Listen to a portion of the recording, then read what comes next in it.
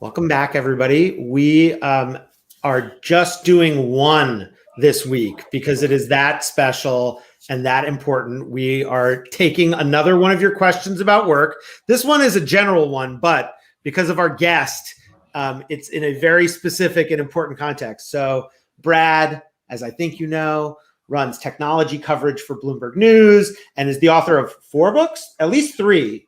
Is it 4?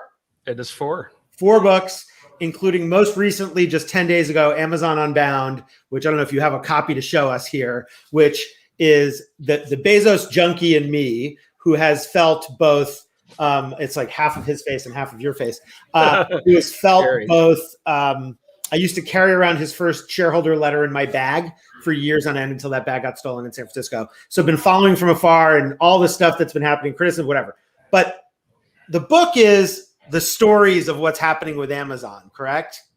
It's the last 10 years. It's how just what's happened since the last book you wrote, since the Everything Store. Well, there's some overlap, but it's really about how the $100 billion company became the $1.6 trillion company and how Bezos became the wealthiest guy in the world. So there was what we could have asked today's question 10 years ago too, which is to say, based on what you've seen of Bezos, but also other business leaders in covering what you've covered, would just love the how-tos that you distill from it, because really, a lot of us pretend to follow the stories, but we just really know how to do it.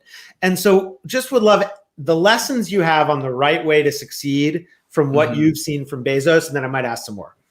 Right. Well, I've written 2 books about that topic, so let me try to distill it into a short answer. I mean, Roy, this is going to sound obvious, but And maybe I've just been following Amazon too long and I'm about to recite one of their sacrosanct leadership principles, but they have one that's something along the lines of leaders are right.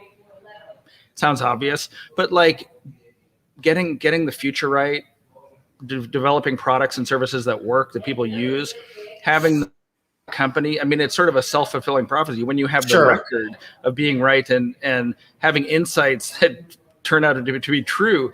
It just gives you a tremendous amount of credibility, and then you deploy that credibility with investors to buy some time to get the profitability, or with employees to believe you when you take them along on a crazy mission. And so having the right intuition and a sense for the way in which a market is developing and what customers will want and how to satisfy them, that's like the secret power of all leadership, it seems to me. I mean, it's just obvious, that people want to look at you as being someone with insights and that can lead them in their way in the world.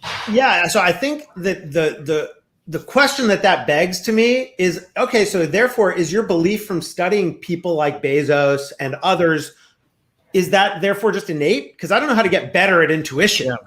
And so it's not just belief that, some people are just born like Jeff Bezos. And so, hey, okay, so what is it? Obviously, there's a huge amount of intellect and natural ability, but he's super technical. That's all study. And then he's a voracious reader. So, I tell the story of Alexa in the book, where he emails his executives in late 2010, we should build a $20 computer whose brains are in the cloud that's completely controllable by your voice.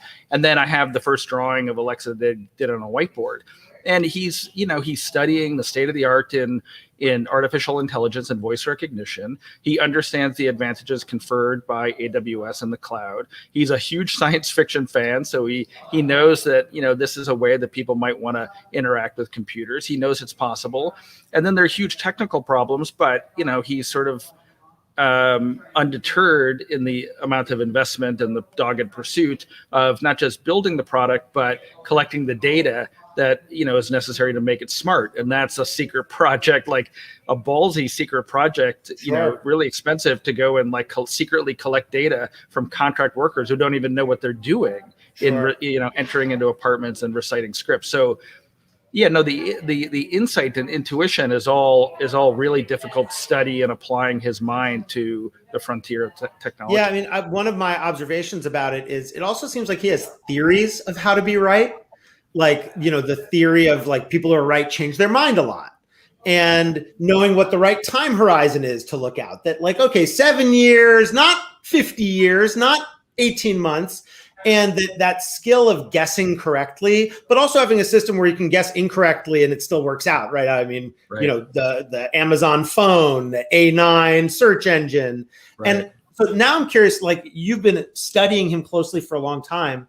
What has he gotten? Are there things that he's gotten much better at? Or is this just more the evolution of a guy who was really good at this? And, he did books and then he did movies and then he did a streaming TV thing and a cloud service. Or are there ways in which Jeff Bezos has upgraded himself over the last 10 years, other than his muscles? Right. Right.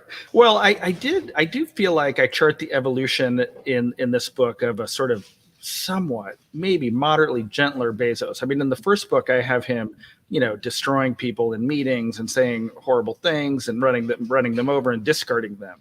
And in this book, I flash back a little bit to 1.0 Bezos, and he's ripping up documents and walking out of meetings. And I get the sense that he sort of understands he can't do that anymore.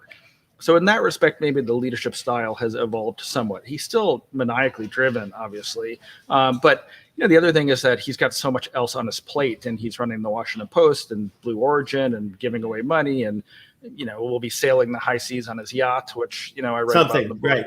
Yeah. So he's one of his superpowers, I think, and maybe one of the keys to being a good leader is his ability to scale his time. And he does that by changing altitudes a lot. So deep into the details of things that he cares about, making his executives' lives a living, horror show, I'm sure, reading documents, finding mathematical errors. And then other businesses, high altitude, hardly watches them at all, but will every so often zoom down and audit the business or, ask why it's not as profitable as it should be. So that changing altitudes, I think, is key to being a good leader. I love that insight too. That makes a ton of sense. And if somebody is an aspiring business leader, like a recent graduate from school or something, there's a temptation to look at the Bezos story and be like, well, he did it. He's so wildly successful, maybe the most successful business leader ever, maybe. I mean, we could debate that, but certainly a candidate for it. And therefore, I should just do everything exactly as he did it. And would love to hear just any words of caution you have for people on over learning from his example. It's really funny because Josh Koppelman, who well, tweeted recently something along the lines of, every time Brad writes an Amazon book, I spend 6 months counseling my portfolio companies not to do what Amazon has done. Well put. Yeah, and it's because, they're Amazon. They have so many self-perpetuating advantages, endless access to capital, all these businesses and platforms where they can create really opaque connections to build a business really quickly. Entrepreneurs can't do that. And the way in which Bezos does really seem to have a transactional relationship with his employees, workers in the fulfillment centers, and really churn through them in a way that, a lot of people will look at and say is unempathetic. And look, entrepreneurs, founders cannot leave people by the roadside in that way. He's been able to do it because he's been on a rocket ship, and he can continually recruit new people to fill those roles. So I think that the relationship Amazon has with its employees, not all of them, obviously there are old timers there and people who leave and come back. Jeff Blackburn just did that.